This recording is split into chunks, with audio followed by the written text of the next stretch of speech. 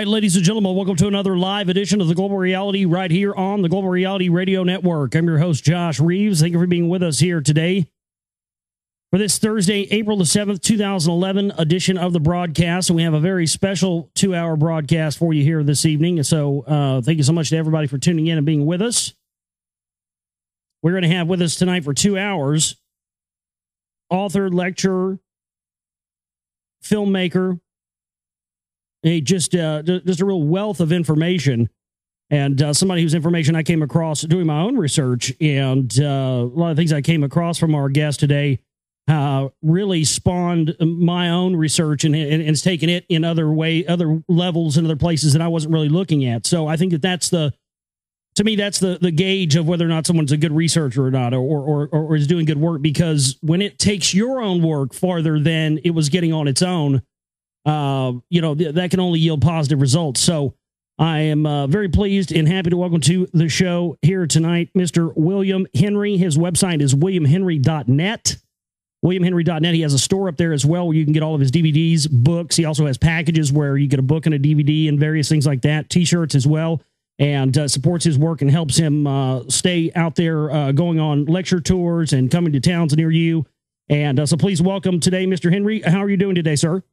Very well, Josh. Thank you very much. Thank you for having me on the program. Oh, it's great. And I wanted straight out of the gates, I wanted to, as I was mentioning there in the break, I had come across a piece of your information that being from Dallas, Texas was really a mind blower for me. I'm 34 years old. I've lived here my whole life. And I heard an interview, and you were talking about how these stargates or these various representations of stargates are located all over the planet.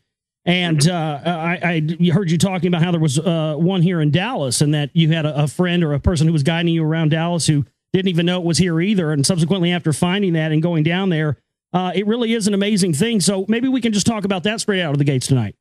Yeah, that sounds great, Josh. Love Dallas, by the way. One of my favorite places to visit, incredible town.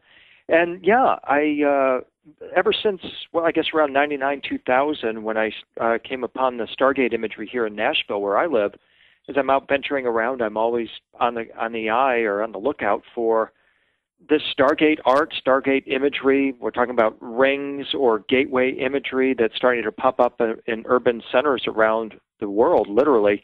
And I'm looking for it, one, because it's very often extraordinary artwork, but two, because to me, it's evidence of a shift in our consciousness, an ascension, if you will, of our awareness. I mean, it's basically becoming part of our culture now, this concept that until just a few years ago seemed to be totally impossible, that we can travel through stargates and wormholes, that we can go from point A in the universe to point B as if there's nothing in between, and it represents an enormous leap in our awareness. So I ask people to ask the question, what's in your backyard? Here's what's in my backyard in Nashville, this extraordinary place called the Bicentennial Mall that we can talk about as well. And so I happened to be in Dallas a couple years ago. I was actually doing a presentation at the Unity Church with Dr. Michael Beckwith, and I was talking about this Stargate imagery that's appearing in various cities. And as you mentioned, I had a hostess, and I asked her if we could take a spin around Dallas. Let's take a drive and just see what we see. And so we went down to the area they call the Energy Center in downtown Dallas. It's called the Energy Center because this is where a lot of the oil companies are based. Yes. And we're driving along, and all of a sudden I see this spiral-shaped building that, to me, was a ringer for the Tower of Babel.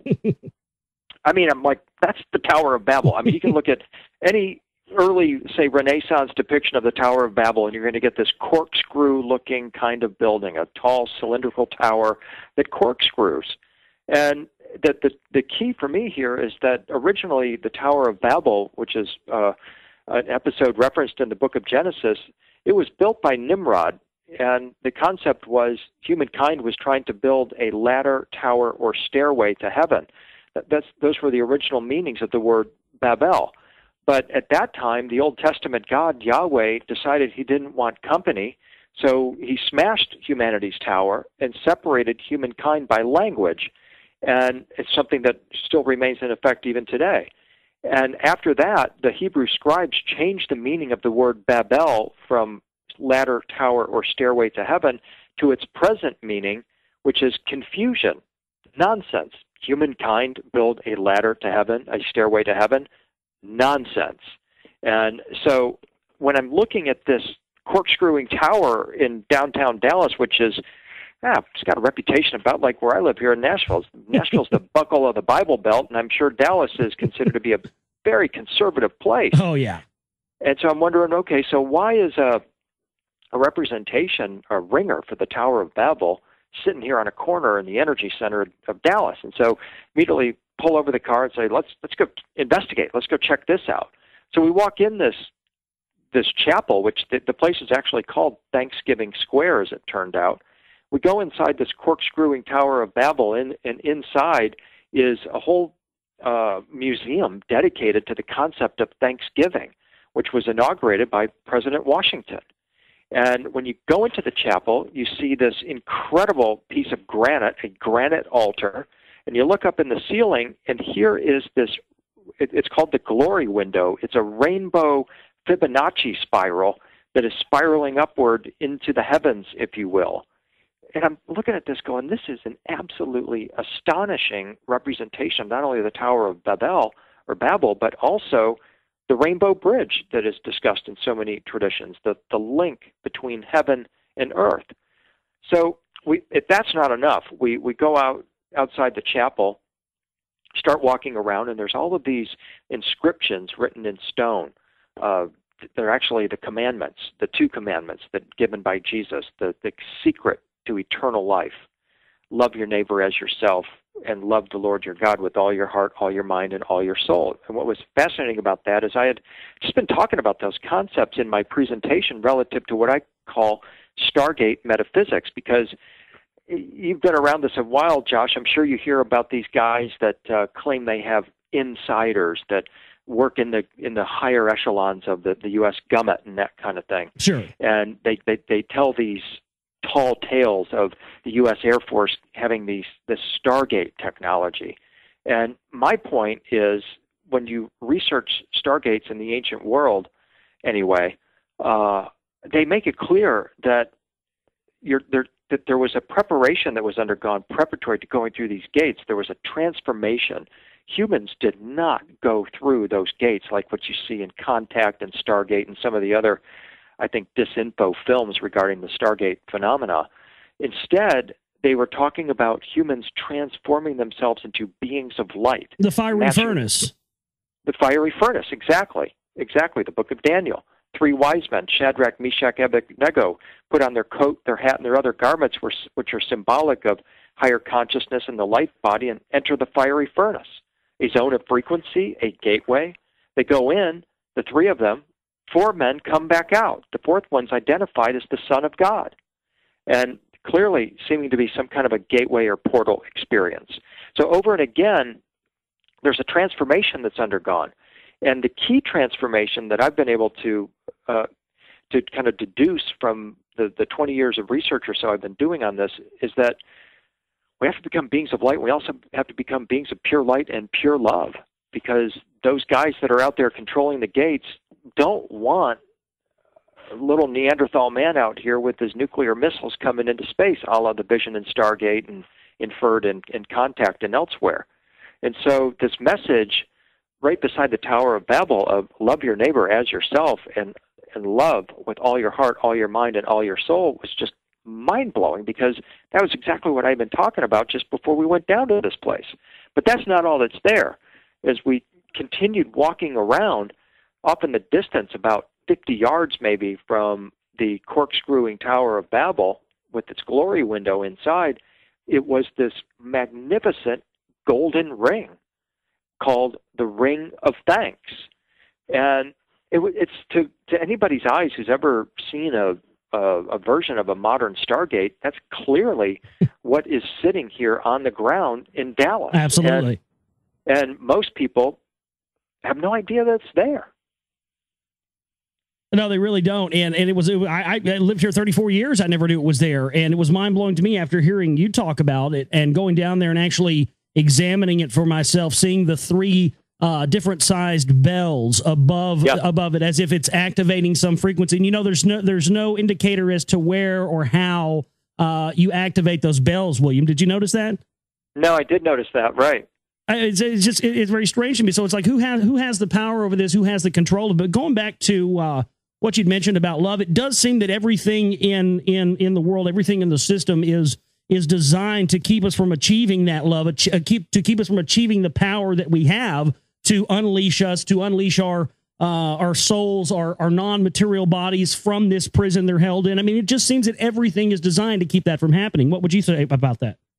Oh, I totally agree. I mean, I've wholeheartedly embraced the prison planet concept, and actually, it's just ancient Gnostic metaphysics that we're talking about here. They believe that our divine spark is imprisoned in the body within this matrix, and the object is to escape it. And the only way to escape it is to, according to these various esoteric traditions, is to recognize, A, that the human body itself is a stargate from the divine spark or soul's perspective, and it's meant to be transformed. And along the way, you become an immensely powerful being. And this is why they, call them the Illuminati, call them whatever term you would like, have sought to withhold these secrets from the masses.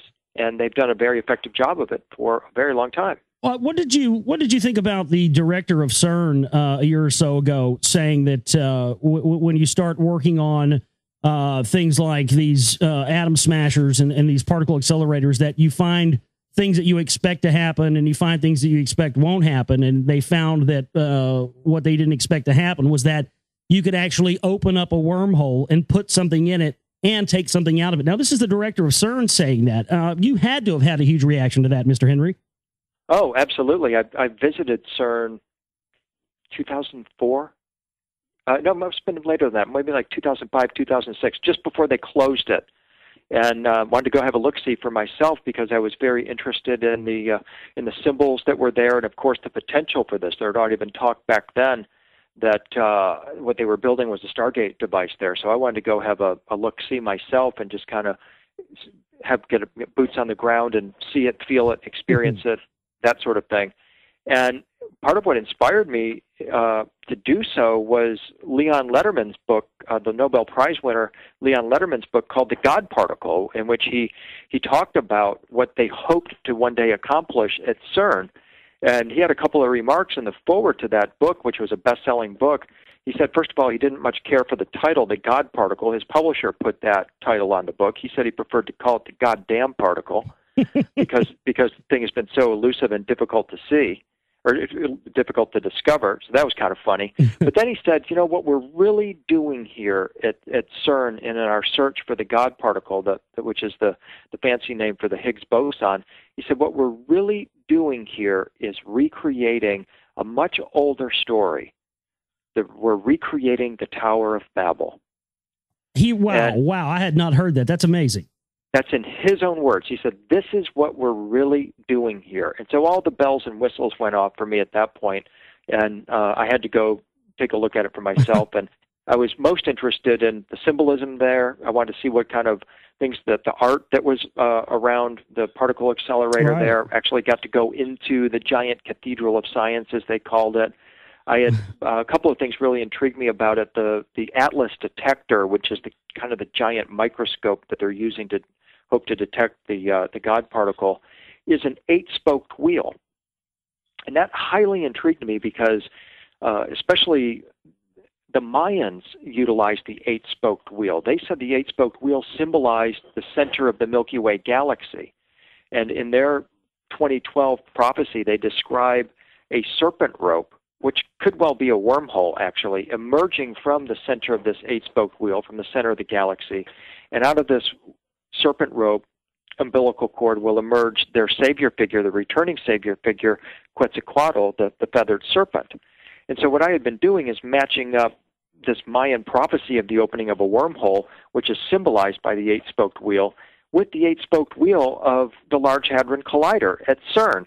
And so immediately as they fire up the collider there and start getting up to higher energies, the things, of course, immediately shut down virtually instantly. And what happened was a breadcrumb somehow or mysteriously landed on one of the cooling units, which is above ground. The collider is actually 300 feet beneath the ground to take an elevator down, but the cooling units are above ground. And what had happened is a piece of a breadcrumb had gotten on this cooling unit and caused it to malfunction, shutting down the entire collider. And what happened was that one of the info babes from CERN gets on in front of the press. They said, "What happened?" And she said, "Well, a breadcrumb landed on the cooling unit." And they asked her, "Well, how'd the breadcrumb get there?" And she said, "Well, we think it came out of an airplane."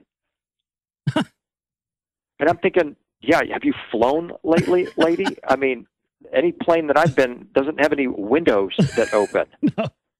That was their explanation. We think it came out of an airplane. And so right away, you have these Russian mathematicians and scientists that come out and go, no. What's happened is this is a nefarious project, and a time traveler from the future, we think, might have dropped that breadcrumb there.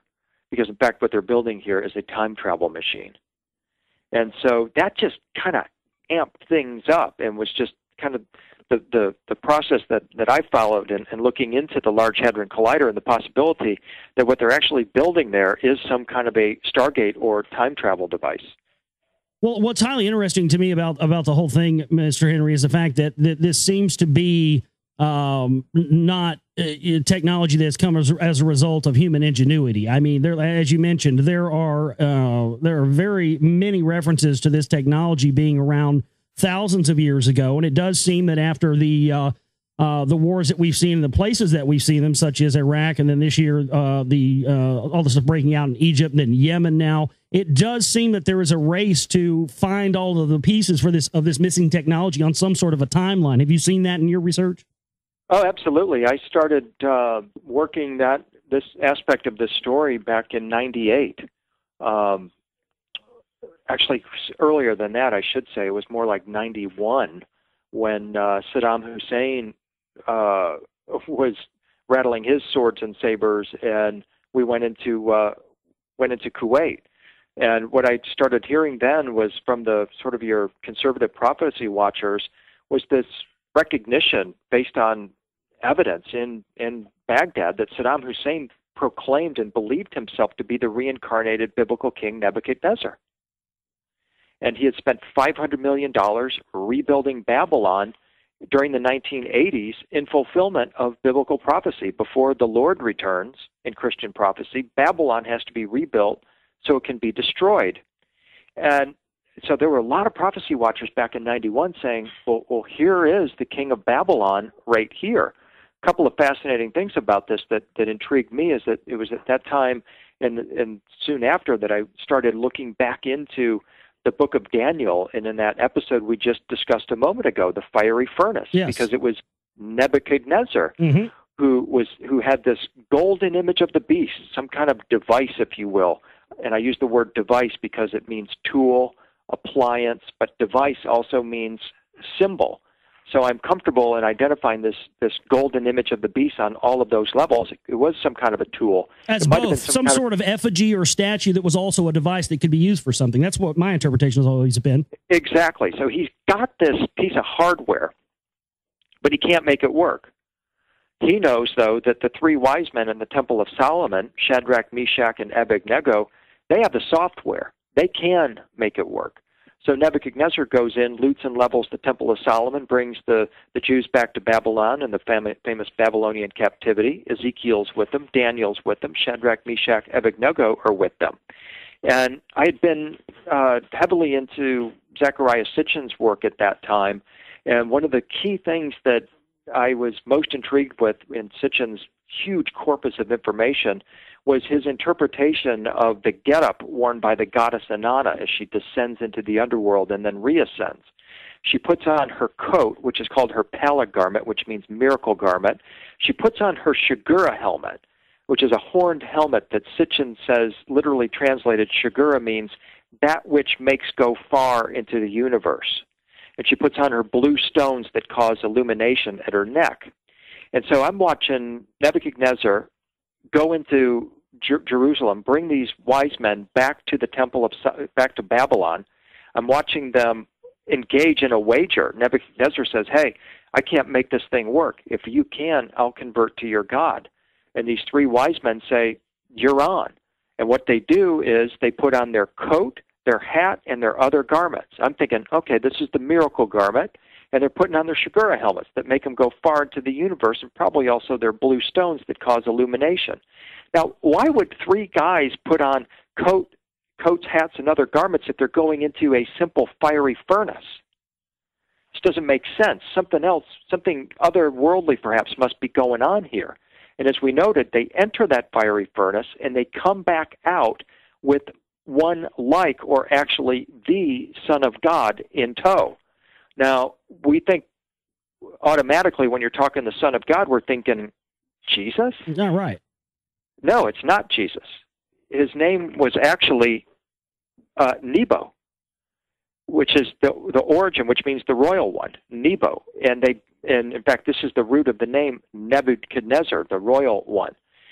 So Nebo is the one who comes out of this fiery furnace. And my speculation, based on the historical evidence, is that he wasn't alone. He brought his wife with him. Two, he bequeathed to this ancient culture vast amounts of what had to have been cosmic information. They built ziggurats for him. They built libraries to house the tablets upon which this knowledge was stored. So along comes Saddam Hussein, gets his ass kicked, pardon the expression, during the first Gulf War, but that's okay. He knows what the score is. He knows what's going on. He's working with us all along, probably. So he goes about this process from the early 90s into the early 2000s, amassing as much possible ancient knowledge as he can. And I started following this story in the art newspapers, Josh. This was the key place that was a tremendous resource for me as I'm following the actions of Saddam Hussein, because what he started doing is going to the World's Museum. He went to the Berlin Museum and said, look, you guys were here in the 1860s. You dug this place up. You ransacked our temples. You've got the Ishtar Gate from Babylon there in Berlin, and I want it back. Then he went to the British Museum and said, y'all were in here in the 1860s and 1870s too. You created up thousands of artifacts that are still in the basement of the British Museum that you have yet to display. Please return those to Baghdad, because I am going to build a museum of museums. And in my view, what I believe the actual WMD that were never discovered by Bush and Cheney and Rumsfeld was this ancient knowledge. I agree with that 100%. That's exactly where my research is taking me as well, Mr. Henry. And so what happens is of course, as we all know, we make a beeline for the Iraqi National Museum. The doors are open. Artifacts are looted. Who knows what was actually there? The stuff is scooped up. And where it is today, I don't know.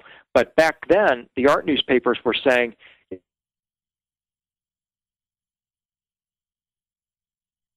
I think his phone cut out a little bit there.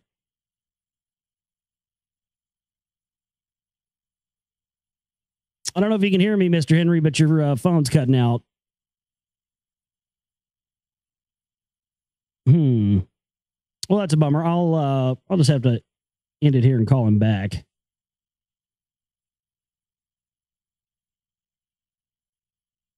Hello, Mr. Henry, are you there? Okay, that's weird. Well, you know what? I told him we'd go for about 30 minutes and we'd take a break. So why don't I play some music, take a break, come back, and we'll reconnect with William Henry. We'll have him back up on the show. Great interview so far. Stick around, folks. You don't want to miss a minute of this show tonight. It's going to be a great one. Stay with us. This is the Global Reality right here. Back here with you on the Global Reality right here on the Global Reality Radio Network. I'm your host, Josh Reeves. Thank you for being with us here tonight for a special presentation for you on the broadcast tonight with our guest, William Henry. His website is williamhenry.net.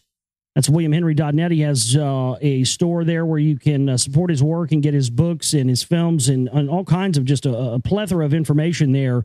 And it helps him to continue on his work just the same as we ask you to support us as well so we can continue. And so please go there and check it out. And also, he does live appearances as well. So check out his schedule, and he may be coming to a town near you. But before the break there, we got cut off, and we were able to reconnect with Mr. Henry. So we're going to pick up where we left off.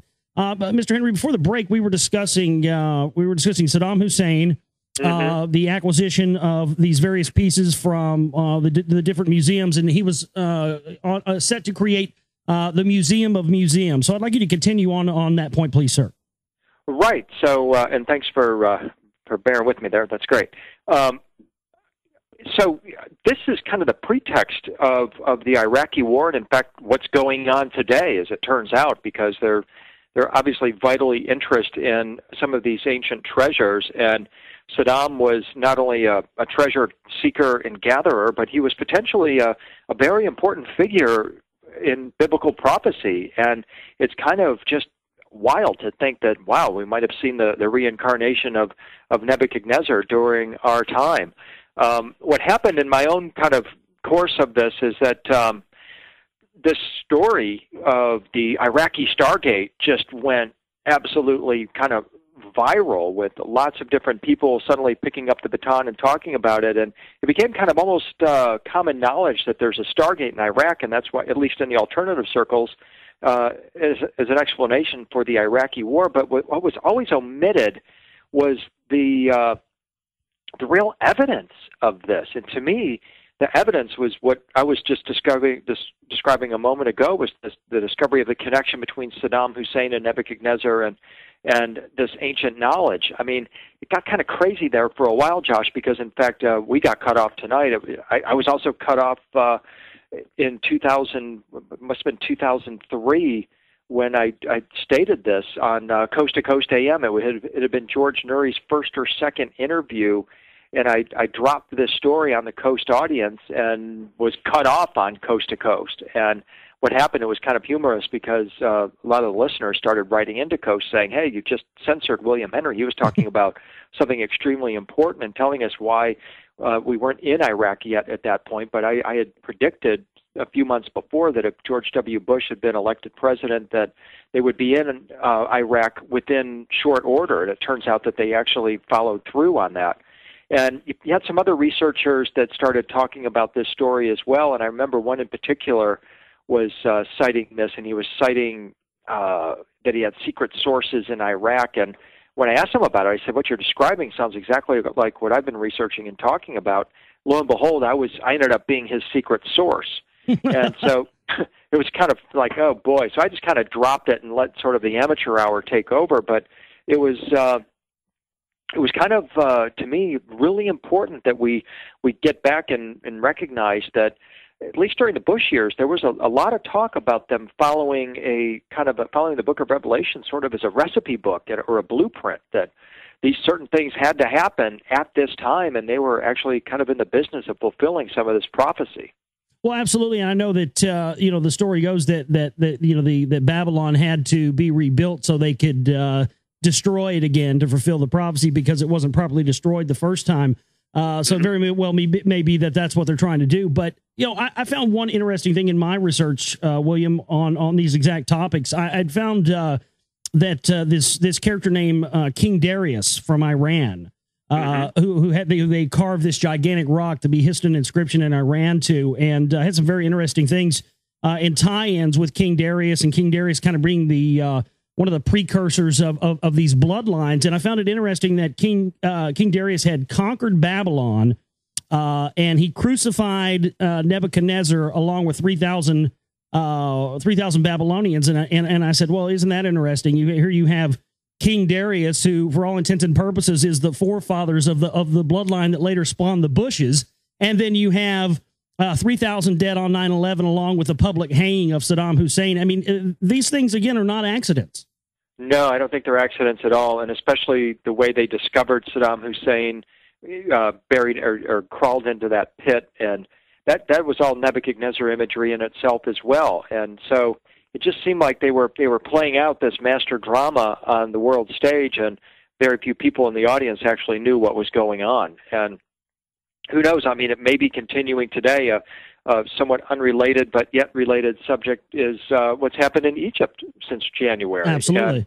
And the activities of not just Hosni Mubarak, but also Dr. Zahi Hawass. I've been curious about him because there's been rumors, and they are rumors, and I'll just leave it at that he's been involved in perhaps some of this antiquities trading. And I thought it was really strange when the revolution happened in Egypt, in Cairo, and there had been that kind of mild sort of fracas in the entry into the Egyptian Museum. and there were about a dozen or so items that suddenly vanished. But what Zahi said at that time, which was intriguing to me, is that he said, those were just mummy robbers. They're coming in here looking for red mercury, which is an immortality substance. And he kept talking about that. He said that's the reason why they were breaking into the museum. These people are looking for red mercury, and he says it's a mythic substance. It's an immortality substance. And I'm thinking that's really interesting that he's popping off with that, because he shouldn't be talking about that unless it's a substantiated kind of a thing. I mean, this is the guy that knows exactly what was taken and probably who took it. And so later, when he's reappointed just this past couple of weeks, now he was the Director General of Antiquities under Mubarak, and now he's actually head of the Ministry of Antiquities in Egypt. Suddenly, Zahi comes along, and in his acceptance as the new Minister of Antiquities, he says, I can't live without the antiquities, and the antiquities can't live without me. And so as he's saying this, the press is automatically assuming, I think, that, this guy's just got an outrageous ego. This is typical Zahi speak. The antiquities can't live without me. But then as I got to thinking about it and rereading his statement in light of our conversation, Josh, you think, he says, I can't live without the antiquities, and the antiquities can't live without me. And it makes me think, well, this guy, what's he actually hiding? What's he holding on to here? What has he got stashed away? And he's saying, unless you reappoint me into this position of power, these antiquities won't see the light of day. Does it maybe even have to do with this red mercury immortality substance that he kept talking about throughout the Egyptian revolution? Well, he's definitely a gatekeeper at minimum. I mean, I've always thought that through the years when you look at the blatant lies that he says when you do your own research into symbology and what these all these artifacts really mean. So I think that definitely he's very suspect when it comes to this. Also, I'm curious about the Discovery Channel news report that had come out just 24 hours prior to the all of the unrest breaking out on that Friday in Egypt that said that they had discovered these 2 new chambers inside of the Great Pyramids, William.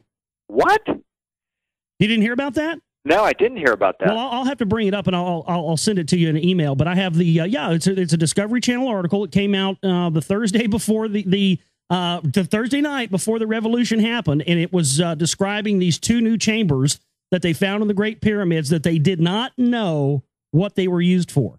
Within 24 hours, we have a revolution there, and I was in Egypt during the revolution. Wow! Oh, no kidding. Yeah, I was trapped in that with 24 people trying to figure out how to get them home. Oh my goodness! Which was a crazy story. So yeah, so I completely missed that because we were kind of like wondering, are we going to get to go home? That's unbelievable. Well, yeah, I definitely have to send that news article over to your email after the show. But well, you know that the Great Pyramid, it's been quoted that it's large enough for 47 more chambers the size of the King's Chamber. My goodness. So that's a huge, huge structure, and I mean, it's probably just riddled with chambers, and people have been suspecting that for a while. And so that's a very fascinating story that they're talking about.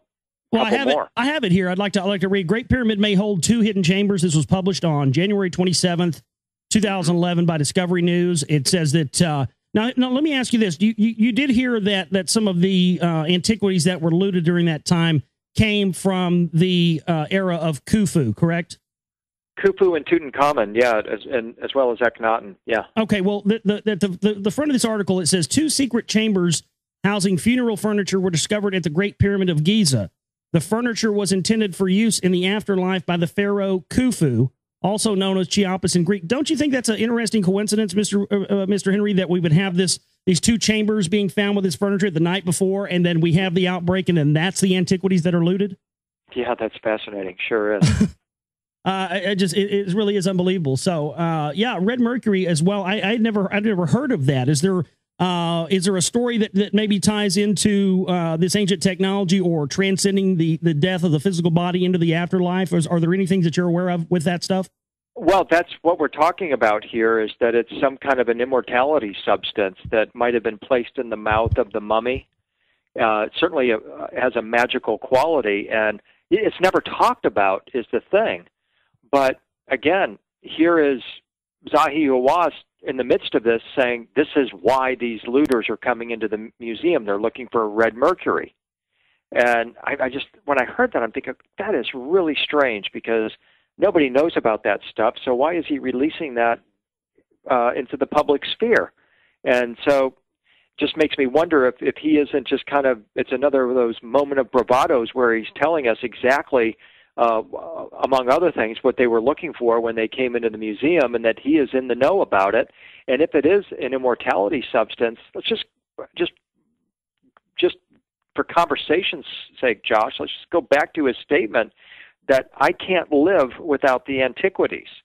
I can't live without the red mercury. The red mercury can't live without me. And kind of the catch here is it's pretty well known. I started first hearing this when I first began going to Egypt back in early 2000, that when Zahi Hawass was in training here at the University of Pennsylvania in Philadelphia, being sponsored by the ARE, the Edgar Cayce people, that he made it widely known that he believed he was Khufu. he believed he is the reincarnated Khufu. No, I hadn't heard about that. That's pretty incredible. Yeah, I mean, people that know him, that was his story. I am Khufu, and I'm going to be world famous, and da da da da da da da. And so that's part of his psyche. And so all of this, you can get as far fetched and carried away with it as you like. Sure. But the point comes back to, look at what's happening, as you're saying here, the eve of the revolution. And then suddenly you've got people going into the Egyptian museum that's unprotected virtually, and it's Zahi who would have been responsible for protecting it. In fact, he said the reason why he resigned was because he couldn't protect the antiquities. And then he comes out and he starts talking about this highly esoteric substance, the red mercury, and you're just wondering what's really going on here. Well, yeah, there's definitely, and as you know, oftentimes when there is something afoot, these guys leave little clues and things of that nature, and I think that he knows full well what he's doing. My real interest here is the fact that these incidents that we have, as you mentioned, of robbing the antiquities, and going back to the footage that was shown on the BBC back in 2003 during the invasion, we had special forces of the United States breaking open the vaults of the Iraq National Museum, going past the decoys that they kept out in full view, and here they are busting into the lobby. And what was into this vault was very interesting to me, and I wondered if you had seen this and maybe could comment on it, was the fact that when they opened it up, the first thing they show when they go inside this vault are just hundreds and hundreds and thousands of genie bottles, the jinn, the spirits that were encased in these bottles. And I just wondered, William, if are they releasing this energy? Does this tie in with the technology they're looking for? I'm just wondering if you had any thoughts on that. I think that could be a huge part of it, because those genies in the bottle could well be a key or a clue to how to actually release or ultimately utilize this technology. Those cylinder seals are loaded with information as well. Remember, they had also, just before the Iraqi invasion, the Germans had, they believe, discovered the tomb of Gilgamesh. Right. And no telling what was actually there, and certainly Saddam would have loved to have gotten his hands on that. So I think they had full knowledge of what was actually there, and the devastating impact of the release of this knowledge were Saddam successful. I mean, he was trying to stimulate a tourist industry in Baghdad. That was his ultimate aim with all of this. And he was going to have the Saddam Hussein School of Cuneiform Studies. He's basically tearing a page right out of Hitler's wish list, too, in terms of the gathering of this ancient Grail knowledge that the Nazis were doing. Saddam was doing the same thing with the gathering of this ancient Sumerian or Iraqi knowledge, and wanting to just kind of release this tremendous knowledge that, as I'm saying, could have well had a devastating impact on the Judeo-Christian culture. What did you think the first time that you heard and saw about the Norway spiral? Well, that was kind of funny because I had, in an oddball kind of way, I had predicted that spiral. When it happened, I had been in Tempe, Arizona, just a couple of weeks before that, talking. I was doing a conference with David Wilcock, Richard C. Hoagland, and Stephen Greer. And as you can imagine, a weekend with those guys, you're coming out with your head spinning, and you're tending to be a little conspiratorial and maybe slightly paranoid. Yeah. You know, and so I came home from that event, and my presentation had been about my book Freedom's Gate, The Lost Symbols in the U.S. Capitol, which establishes that the U.S. Capitol is a temple, B, it's loaded with Stargate imagery, and it's all about ascension and transformation, with George Washington taking the place of Christ as the ultimate exemplar of human ascension. And so I had walked through all of that information at the conference, and so that was kind of in my mind. And the painting that I spoke about at that event is the painting in the dome of the U.S. Capitol, which is called The Apotheosis of George Washington. It literally shows his deification, his transformation from a man into a God-man.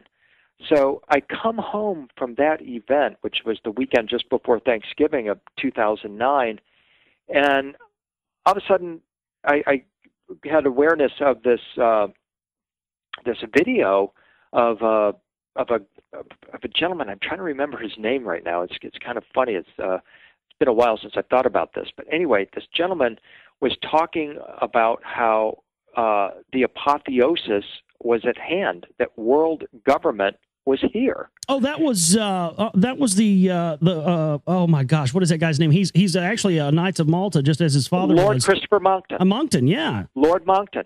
So I caught that video, and I'm like, he says, now the apotheosis is at hand. They're about to impose world government. And I'm thinking, now that's a very strange thing for that man to say, because the word apotheosis means to deify, to raise from a man to a God-man. Is Lord Monckton, does he not know the meaning of that word? Or is he dropping this word in this weird context because he's trying to suggest something? The apotheosis is at hand. Is he saying the ascension, the mystic rapture, the deification is at hand? What does that have to do with world government? And so I looked into his comments and followed through with that. And of course, what he was talking about, the context of that was there was that meeting coming up, the environmental meeting that was going to be held in Copenhagen. Yes. The climate change conference. And he was all fired up saying, we can't let this go, because if Copenhagen 15, the COP15 conference is successful, then world government is here and there's nothing we can do about it. And so I started following through with his thinking, okay, if he's saying the apotheosis is here, in other words, if he's saying the ascension is here and the world government is here, then should we also start looking for the fast-talking Antichrist that runs that world government and us into the ground? And if so, if that is what he is saying, and I'm just hypothesizing as I'm going along with this, if he's saying the world government is here and we possibly then should start looking for this world-beating, fast-talking, silver-tongued Antichrist, then if that figure's here, should we also begin looking for the two witnesses who are described in the book of Revelation? They're called the two prophets, the two olive trees, the two lampstands that also appear at this time and actually kind of duke it out with this fast-talking beast or Antichrist. And if we need to start looking for those guys, then here's how we want to start looking for them. These guys are believed to be Moses and Elijah. Well, the last time we see Moses and Elijah together is they're at the transfiguration of Jesus. When Jesus takes the disciples up to the top of the mountain, reveals himself as a being of light, Moses and Elijah manifest as if out of thin air. And in Christian art, when at the transfiguration and transfiguration icons, Jesus is shown with Moses and Elijah on either side of them, but Jesus is shown in an open, often purple gate. And the way I interpret this, it looks like a stargate.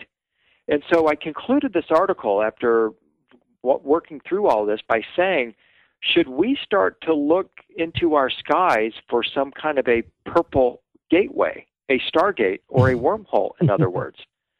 It isn't, 8 days later, 9 days later, suddenly, yeah, the apotheosis is at hand. World government is here, and there's a spinning spiral above Norway.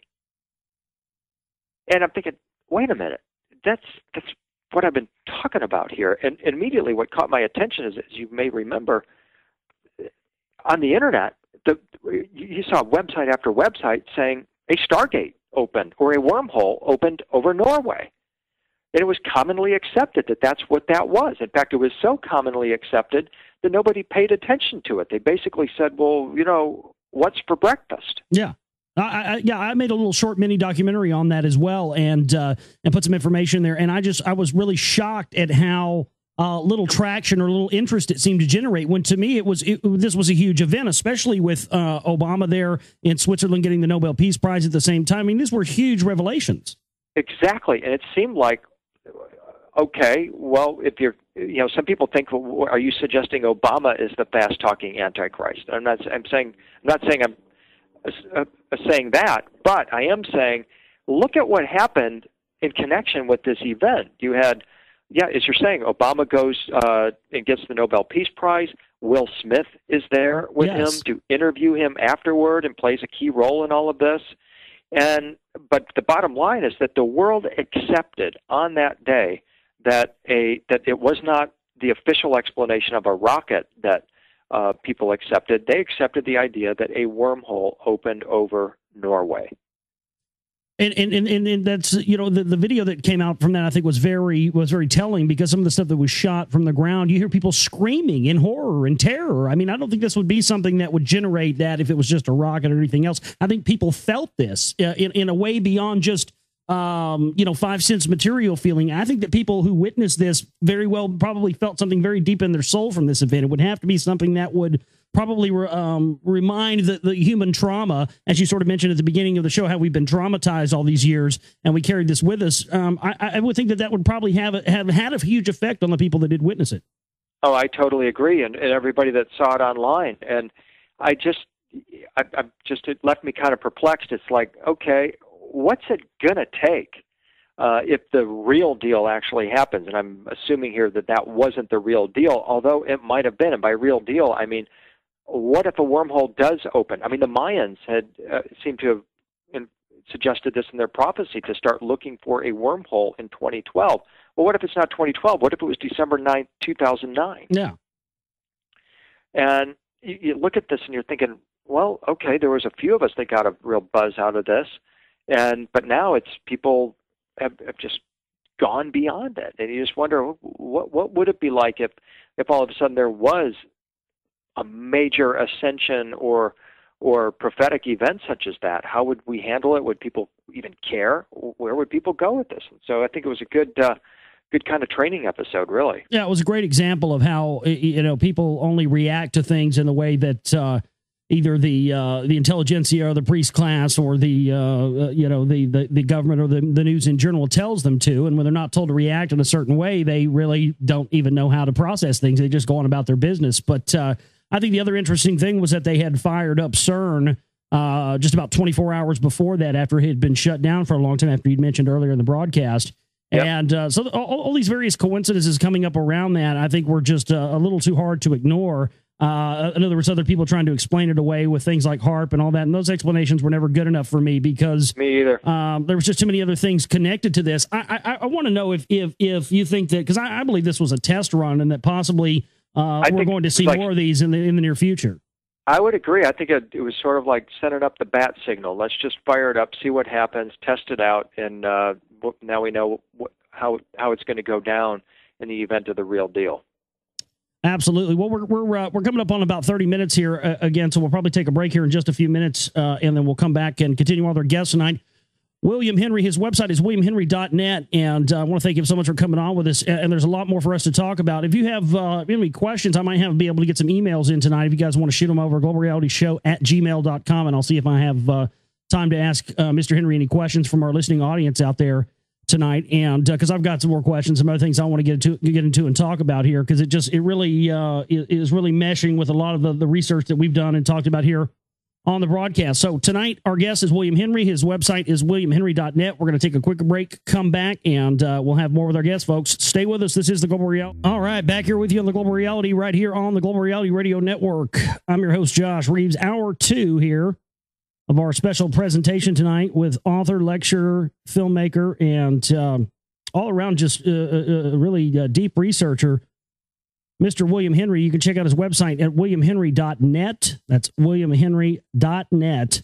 Definitely go ahead and check out his website there. And there's all just all kinds of stuff there at his website. It's a very nice website, and it's got all of his speaking date tours up there where you can go check that out. He might be coming to a town near you soon. And if you support his work, maybe you can get him out. I'd love to have him do a presentation in Dallas sometime, and maybe we can get that going and make that happen at some point. That'd be great. But before the break, we were discussing in the first hour. We were discussing Stargates. We were discussing the ancient monuments and the ancient artifacts that have been looted and how they pertain to this secret knowledge. What I'd like to move on to now and get Mr. Henry's take on this is something that, well, really the reason I wanted to have him on is because I really enjoy his take and relate to his take on Ascension 2012, 12-strand DNA activation, the whole works, because a lot of people and these researchers, as you know, as our audience is quite aware of, a lot of people, when they talk about these topics, they get into it just nonstop fear and they twist things around. And of course, the Mayans never said it was the end of the world, just the end of the known world. But that gets twisted and turned into these things where I believe they're trying to corrupt the power, the ancient power of manifestation, and use that to get us to manifest negativity instead of positivity. And I'd like to get your take on Ascension, the whole process, the whole thing, Mr. Henry. Great. Well, where do we begin? I guess I can talk about.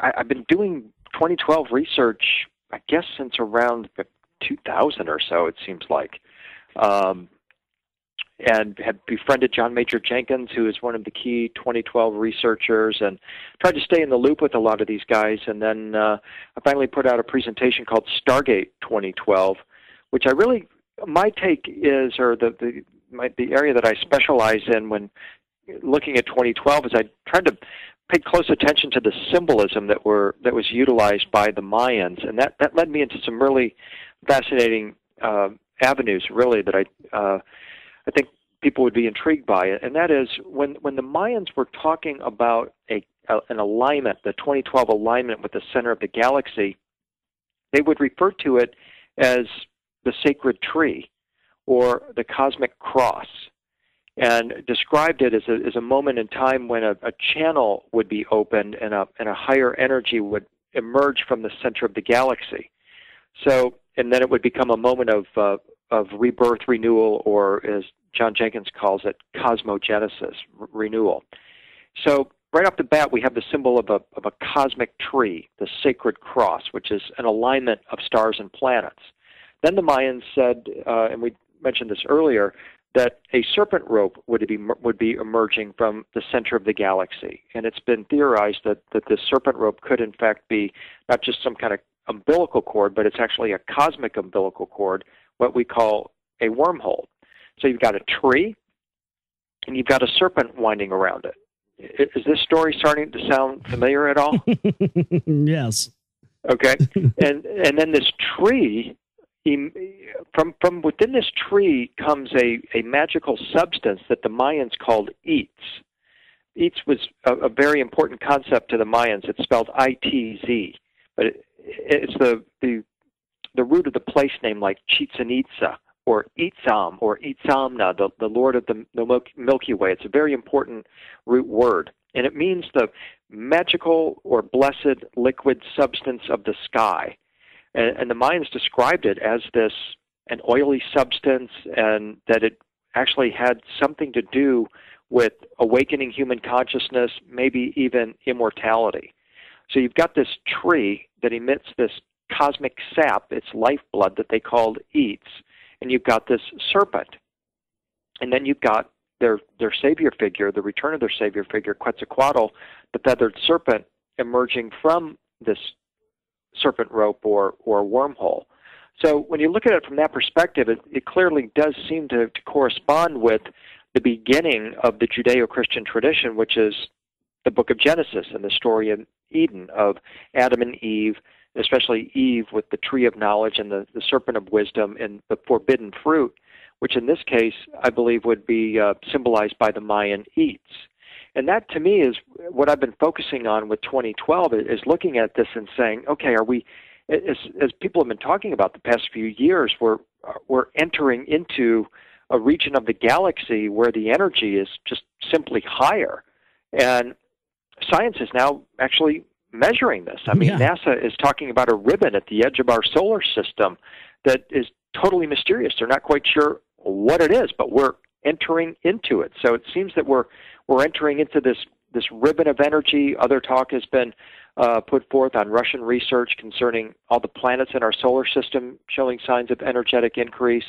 So what if during this time there is some kind of a cosmic energy or cosmic substance that will be available that could greatly assist us as individuals, or perhaps better collectively as a species, as a civilization, in this process of awakening and transformation into higher beings? I linked this up with the Christian end time prophecy. I did a presentation called Revelation 2012, published that, 3 years ago or so. And what I had done there is I kind of take a Forrest Gump approach to this. I just try to keep things simple, in other words, as simple as possible. And so part of my approach is just take things literally. So what I did is I went into the book of Revelation, chapter 20, verse 12, Revelation 20:12. Turns out that's Judgment Day in the Christian prophetic tradition. That's the end of the world. That's when we're aligned with the throne and all the people are judged, the books are open, and this is when we see the return of the Christ or Messiah figure. And I'm thinking, if you've never thought of God as having a sense of humor, here's a great example of it right here. The book of Revelation, chapter 20, verse 12, is Judgment Day. And so what I've done in my presentations is ask people to think in this way, that I like to try to localize things. I mean, we don't know where the throne of God is actually located. It might be some far-off cosmic center. We really don't know. But what I try to do is localize it. So I ask people to think in this way. Let's think of our Milky Way galaxy as the temple. And we are becoming galactically oriented. We know now Earth is not the center of the universe, and the Catholic Church can stop murdering people because of that belief. We know that our sun and solar system, in fact, are not the center of the universe. We now know that our sun and Earth and solar system orbit the center of our Milky Way galaxy. And we now know, based on the latest estimates from NASA, which are about 2 weeks old, that there are probably around 500 million Earth-like planets in our Milky Way galaxy that could support life. And so what we're talking about now is we live within this enormous cosmic disk, and this is also representative of this shift in consciousness that's happening. And I cite this as evidence that, hey, we're changing. We're beginning to orient ourselves towards that galactic center. Forget about any kind of astronomical alignment. Our consciousness is being aligned to that center. So what if we think of the galaxy as the temple, and let's think of the center of the galaxy as the Holy of Holies of the temple? Well, that's where the throne is located. So that's where the throne is located in the Temple of Solomon anyway, which is another example of the temple. So if the center of the galaxy is the throne, then it appears that we are aligning with that throne, and we're beginning to think of ourselves as more in galactic terms. And all of this is this shift that's going on that I think is the ultimate evidence that 2012 is a real thing, and it's happening now. Well, I absolutely. I mean, you can feel it every day, and I think if you have, as they say, if you have the eyes to see and the ears to hear, you can tell that it's going on. I think people that are spiritually attuned and are very centered themselves spiritually are definitely feeling it. And I think that the brain dead masses who are unplugged from all of it seem to be going further and farther down into their depths. It makes me wonder, William, if this is a part of what was talked about. You know, how you would have one. A small subsection of the people that would be able to understand what this ascension was, understand what this revelation was, and the other half that wouldn't. It makes me wonder if those people that can't wrap their minds around these things that are going to happen as we get closer to 2012 are the ones that are, allegedly condemned to die in a lake of fire.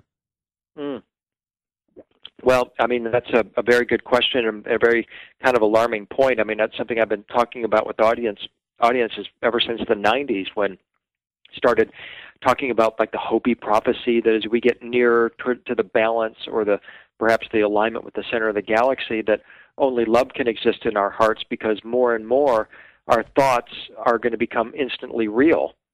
And so if we think a thought of fear or keep ourselves in fear, well, it's just going to be even more dramatically increased as we get closer to 2012. And what you would see with that is probably increased madness, not just people that are angry, and we are seeing a lot of angry people out there, but people that are mad in the sense that they can't cope with this world. They're going to start seeing things that they have no reference point for. They don't have a context for it, and it could well cause not only a split within our culture, but a split within the minds of these people that are living through this time. And that is not a very pretty picture. And so what I encourage people to do is just to soak up as much knowledge as they can right now about ascension, about our cosmic situation, who we are, and what we ultimately can become. Because as the Buddha always used to say, and I like to quote the Buddha in regard to 2012, we always think we have more time, but maybe we don't. And now is the time to really get inside the heart, clean out the heart, achieve as much of a state of lightheartedness as you possibly can, let go of bad karmic relationships, try to lighten your load as much as you can, because even Jesus said that the camel can't go through the eye of the needle. And what that means to me is that if we're dragging around baggage, emotional, spiritual, physical, or mental baggage, as we go through this eye of the needle that we're entering into now, that baggage isn't going to go with us. We have to lighten the load. Well, that's the biggest part of all this. I think that what we've been lied to about this ancient knowledge, and I think that's been part of it, is because of the fact that we are, sort of trapped here by someone or something or some force in these physical bodies, and that's what I've always seen this as, is the end of that world, the end of us being trapped and enslaved here, and an end of the world as we know it. So. I find it very, very interesting that, again, that we're continued to be told to look at these things in a negative light and instead of in a positive light, and that's exactly how you put it there. These revelations, these great revealings, as what revelation truly means, are supposed to enhance us. They're supposed to make us better people. They're supposed to make us better as humanity, not send us down into the dregs of war and destruction and death and the rest of this. And I really identified that as really the source of, because people always, I know you get this question probably all the time, William, which is, with all this information, how do we attempt to change things? And to me, that's the key. The key is ending war, you mean? Well, no. I mean, trying to understand how we're able to take these revelations and the knowledge that they are giving us and to use that to become better people, to become better as human beings, and to try and get ourselves prepared and ready for what these great revelations are going to bring to us.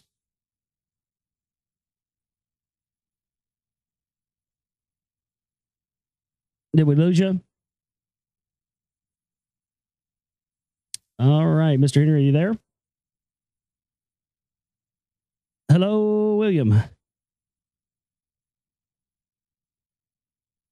Okay, looks like we lost him again. Very odd. Oh man, this is so weird. It just always happens. Every time I get on guests, I know we've interviewed Michael Tessari a few times, and it happened. I guess we'll go to another break. We'll ring. Well, no, I'll just try to ring him back here. This thing is, wow, that's so strange. And what's interesting is that every time we get disconnected, it does something to my Skype. And then when I bring up my system processes, my Skype is using some ungodly amount of process. Anybody else with me think that's a little weird? But we'll go to a break now. Right now, we got about probably about 12 minutes left in this segment anyway. So let me reboot this and bring him back here. Hopefully he can try and understand what I was trying to say. What I was trying to say is that as we always talk about here on the show, the whole point in seeking this knowledge at all is supposed to be about how you use it and incorporate it into your person and being in a positive manner for the world, and then pass that on. And once we all are able to achieve that, we will no longer live in the world that they live in. I don't know. Maybe I wasn't crystal clear on that after saying that to him a couple of times, but I don't know. Maybe we'll see. But anyway, let me try to ring him back here. Our guest, William Henry, tonight. And it's been an interesting interview so far. Let me try to ring him back.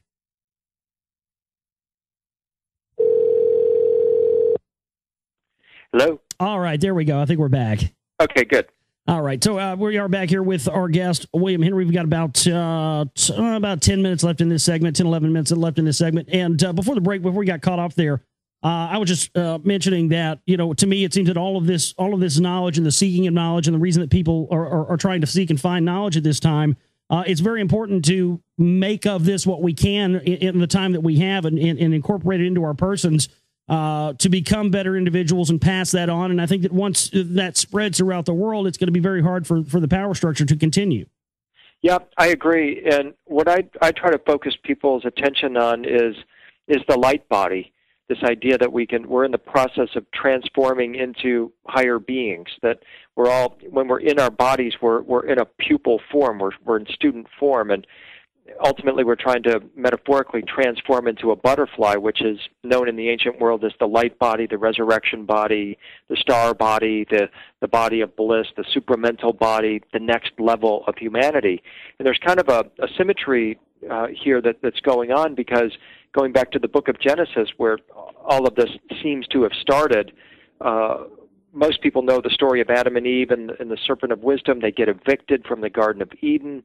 The Old Testament God, Yahweh, places a gate at the east of Eden with cherubim on either side of the gate and a flaming sword in the center of it, and forbids humanity to re-enter that gate. So ever since then, we've been looking for the gate to Eden, which I'm convinced is actually a cosmic place, perhaps even the center of the galaxy. But the second thing that happened to Adam and Eve was that after they're evicted from the garden, God made coats of skin for them and clothed them. And that, as I'm reading that, I'm thinking, well, if he made coats of skin for Adam and Eve after they're evicted from the garden, what form exactly were they in when they were in the garden? When you hit the books and do the research, Judeo-Christian tradition tells you they were actually in light body form. So based on that, I'm thinking, well, okay, then part of the human objective is not only to seek the secrets of the gate, but two, to figure out how to get out of one of these skin suits, because the human body from this perspective is potentially a prison suit. It's like we're all running around in orange jumpsuits, and we've grown to really love them. But what we're supposed to be doing is learning how to transcend this skin suit and return to our original form, which is a being of pure light, and also likely a being of pure love as well. And so I've been spending, I spent probably the past 15 years trying to figure out the secrets of this garment of light and how it is in fact transmittable. That there have been legions of avatars, if you will, that have received this transmittable garment. In the Judeo-Christian tradition, it goes from Adam and Eve down to Seth, bypassing the line of Cain and Abel. It goes down through Enoch. Next thing you know, Nimrod possessed this transmittable garment, and he used it as a power garment, as a power cloak. And this is why people like the U.S. military would have an interest in this, because certainly if you've got one of these power cloaks, you're one of the most powerful people on the planet. The secrets of this could absolutely be weaponized. But when you follow it through in the esoteric or the high spiritual tradition, you find out that that Elijah possessed it, John the Baptist possessed this, Jesus possessed this, and it's been transmitted down through the ages. And what I'm wondering is, where is it today? How do we match the frequency of this garment? How do we get one? Well, it's also talked about in The Secret Teaching of All Ages by Manly P. Hall.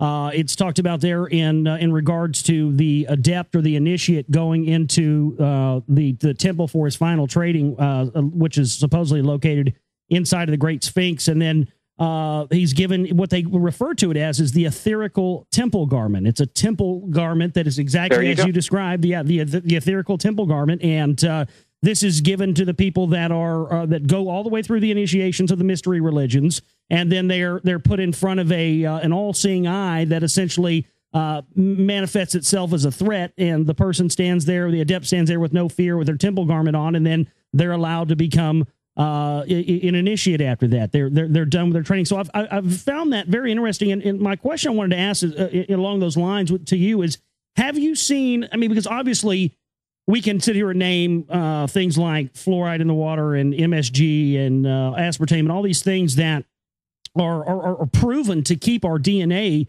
from resonating at higher frequencies. I'm wondering if you have seen other things that, instead of mitigating this, may actually help this along. Do you have any information pertaining to that?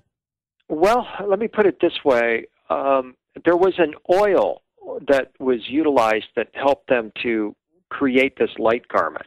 When, for example, Enoch was taken to heaven by the archangel Michael, Michael rubs an oil over Enoch's body, and he becomes one of the glorious ones. When you're one of the glorious ones, you glow rays, because that's what the word glow ray or glory. The shining ones. The shining ones, right.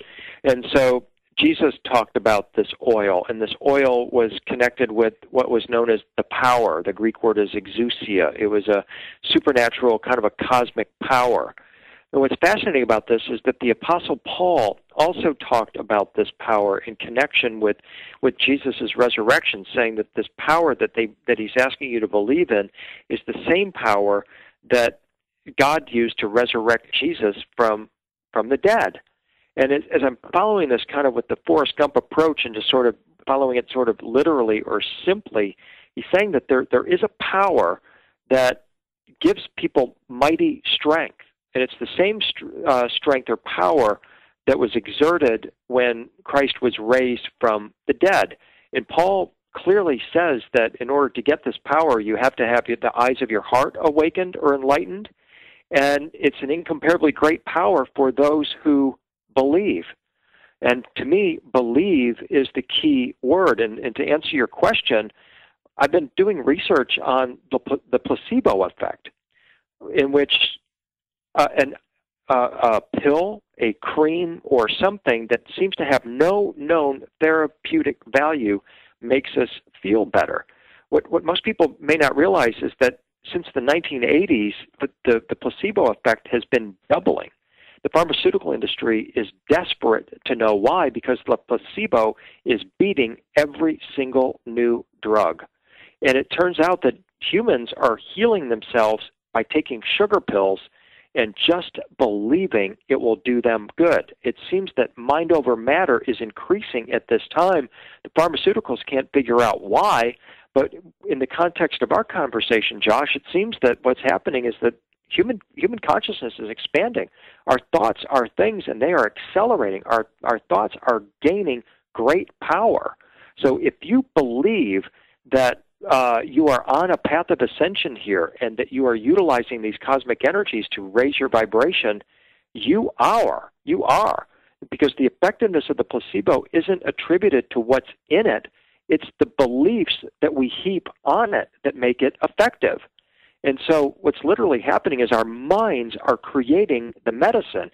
And I'm thinking something like that might have been an effect in the ancient world, that there might have been an oil, but in all possibility, it could have just been the belief of the people that this oil was actually transforming them, and as a result of that, it did.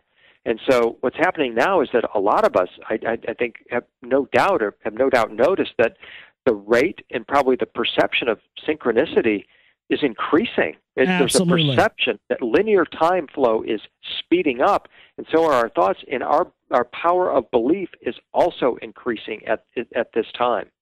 Yeah, it is. It absolutely is. And everybody I know says they're experiencing that. And, that was such a great point that you brought up there about, the power of belief and the placebo effect, because, the opposite of that, and sort of what coincides with that to me, is what I was mentioning earlier, is this idea that the people are trying to use that same power to convince us that 2012 is doom and gloom and all the rest of this.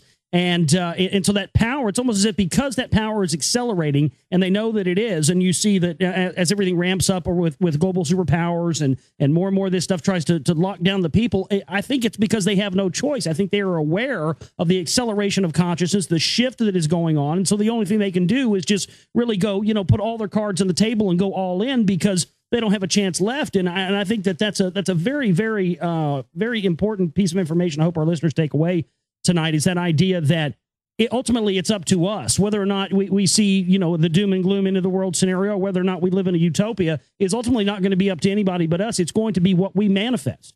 That's right. It's going to be what we believe is going to be happening at this time, and creating ourselves. And that's why I try to paint as positive a picture as possible for what's transpiring. I mean, I recognize that we're definitely up against the wall, and we could spend 2 minutes here just looking at some of the trends that are out there. I mean, my gosh, you've got Ray Kurzweil out there who's saying we've got till 2045 before these artificially intelligent computers kick in.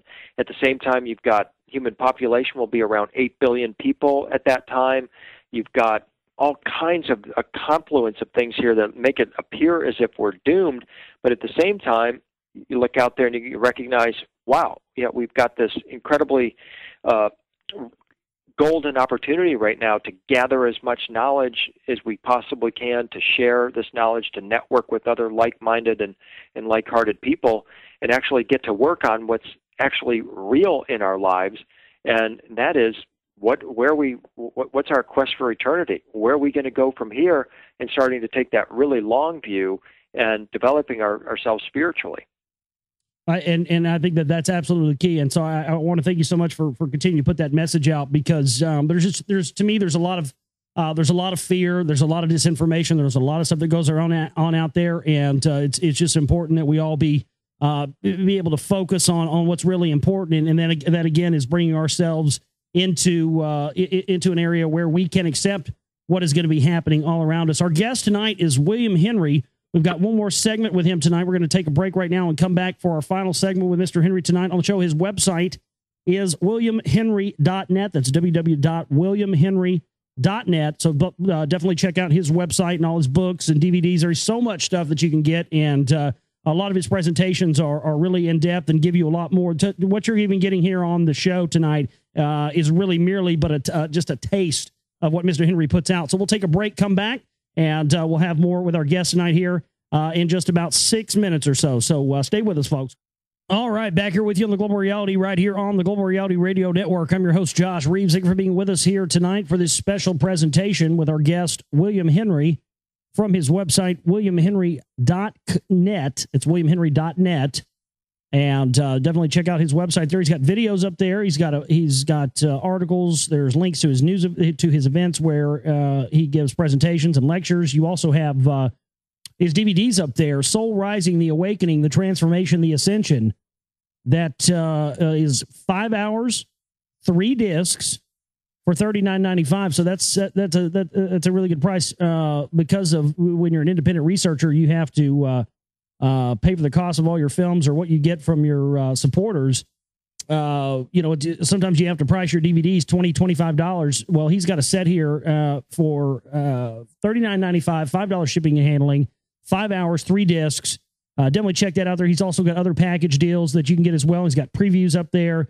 Just a wealth of information that you can get if you're interested to know more in his work.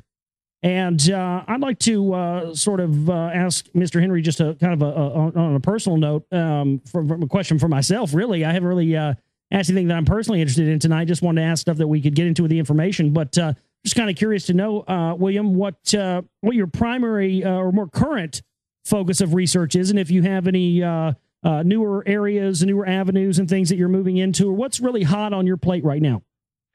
Good question, Josh. I just gave a new presentation called The Anointed, which is about the subtitle is Living in the Divine Light of the Galactic Heart. And so my primary focus right now is, I talked about the oil a moment ago. What is that oil, and can we get some? Because we sure seem to need it. And it's just continuing to peel back the layers of mystery and application, really, of how do we achieve the light body? How do we put on that ethereal garment we were talking about? Because that, to me, seems to be the goal of all human activity. Is that's what we're here for, is to learn these secrets, to put this light garment on and join this incredible race of beings that travel the cosmos through stargates and wormholes. That's what always ignites my passion, and will continue to until I actually discover those secrets. Well, I think that's the same thing that keeps me going is the fact that not that we, you know, at this point, not how much we know, but the things that we don't know and the things that we continue to find out. And every day I know that you being a researcher, and it just happens naturally as you become on this path of knowledge. Every day on your path, just by sheer synchronicity, and it's certainly not coincidence, but just because you're actually doing what you're supposed to be doing in this life, which is very hard because everything is designed through media and culture and the rest of this to program us to not find our true selves. And once you sort of do try and find your true self, and this has been the case for me now, 4 years doing this show, has been that every single day, new revelations come, new things, new information comes my way. I mean, every day you have a new reason to do this because you realize we have a long way to go, but it is within our grasp if we just don't stop. It is, and you said a magic word just a moment ago, the true self, be our true selves. That's something I've been including in my presentations a lot for the past year or so. I call it the Trinity. In Gnostic writings, we repeatedly come across three ideas from the ancient world, and that is the idea of the divine spark that we all have within us, this piece of divinity, this spark of light, we literally are made of stardust. We are golden.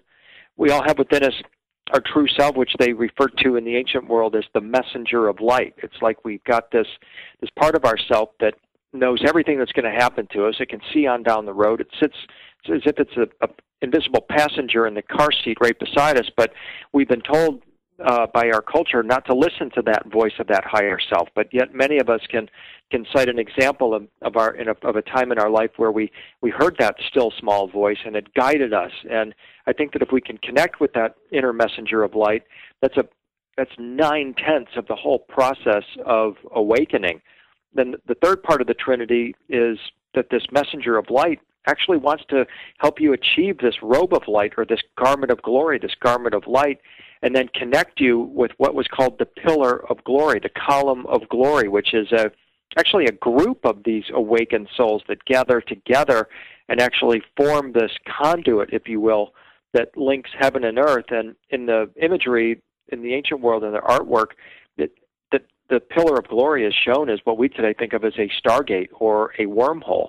So to recap, it's the divine spark within us. It's that messenger of light that is our true self, that wants to give us this garment of light and connect us with other awakened souls. And when people ask me, well, how do you connect with that garment? Excuse me, how do you connect with that true self, with that messenger of light within you?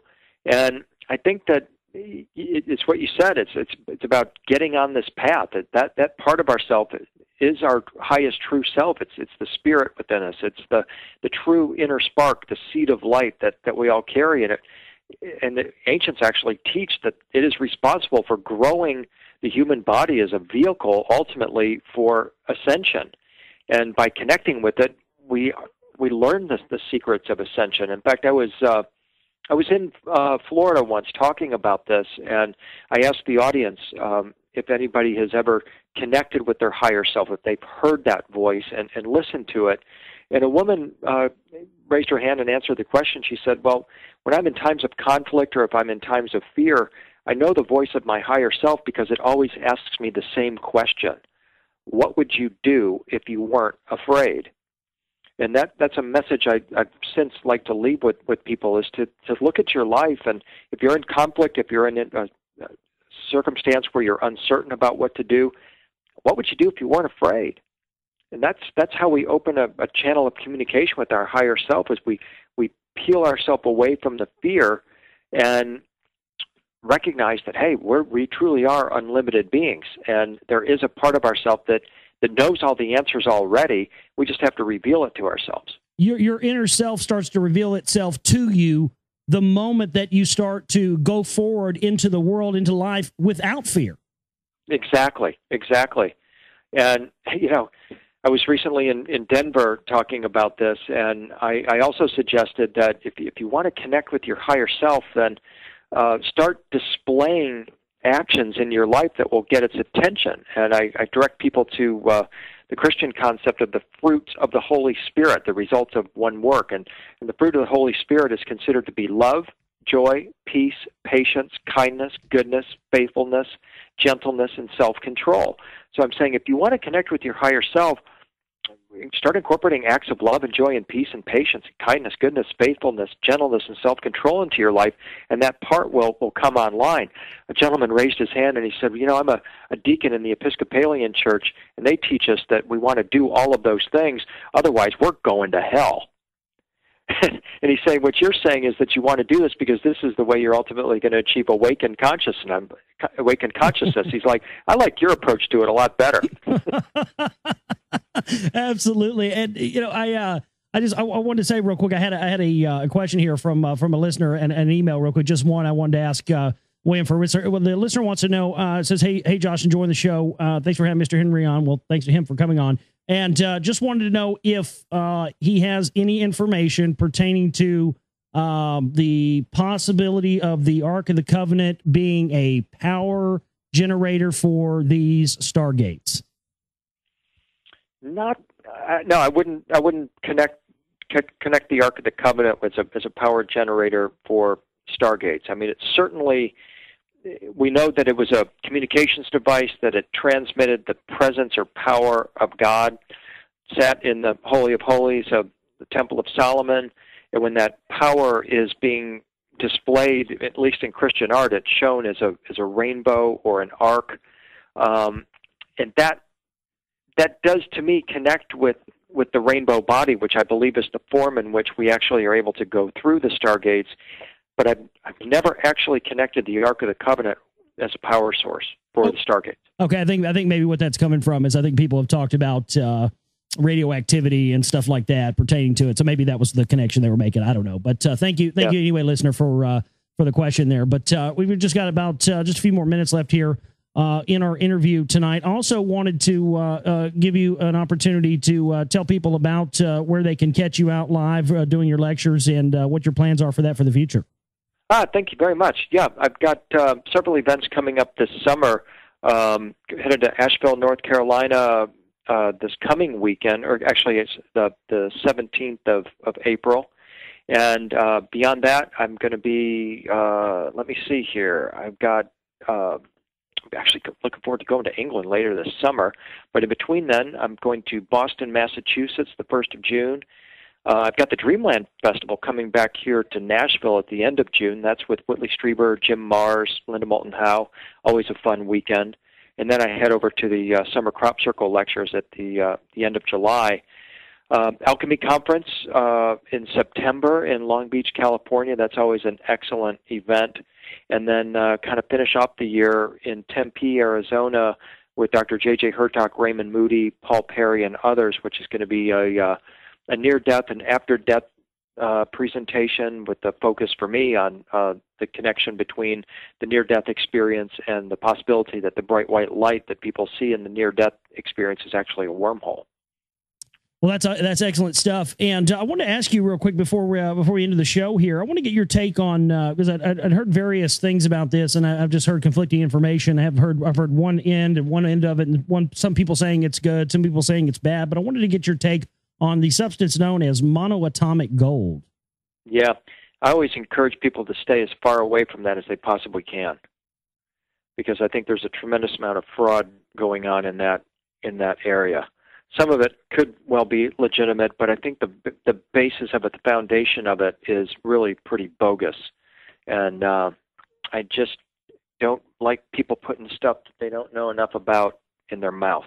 And just encourage people to stay away from that. Yeah, I have to agree with that, because for me, it's my research is pointing me in the direction that this is something that may be tricking people into taking, so that it actually may keep us from reaching ascension and coming into light bodies and stuff like that. So I wanted to definitely say thanks to you for addressing that, because that was a question I'd had from the listening audience. So So there you go. But Mr. Henry, I want to thank you so much for coming on with us tonight, and I hope we're able to do this again, and maybe we can have an event sometime and get you here in Dallas, Texas. I would love to do that. We'll take a tour of Thanksgiving Square. We'll talk all about Stargates and Ascension and Transformation. That would be absolutely phenomenal. Well, I'll definitely be in touch with you, and maybe we can, because I'm going to be having a premiere in Dallas at some point for my new film that I'm working on. So maybe we can have a joint event for that and try to get you out here. I would very much look forward to that, Josh. And I've certainly enjoyed our conversation this evening. You keep up the great work. I really appreciate it. All right. Well, thank you so much. There goes William Henry, ladies and gentlemen. He's our guest tonight. WilliamHenry.net is his website. It's WilliamHenry.net.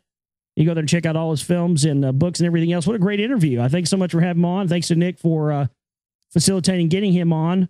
And I may be back for a Moonbat show tonight, and maybe I'll probably just maybe do some reading from Bramley or something like that. But I don't know. We'll just have to see. But nonetheless, great show. Thanks to everybody for tuning in tonight. Please support our work, folks, so we can continue to bring you great guests like William Henry. We're going to have William Bramley on the show with us on the 18th.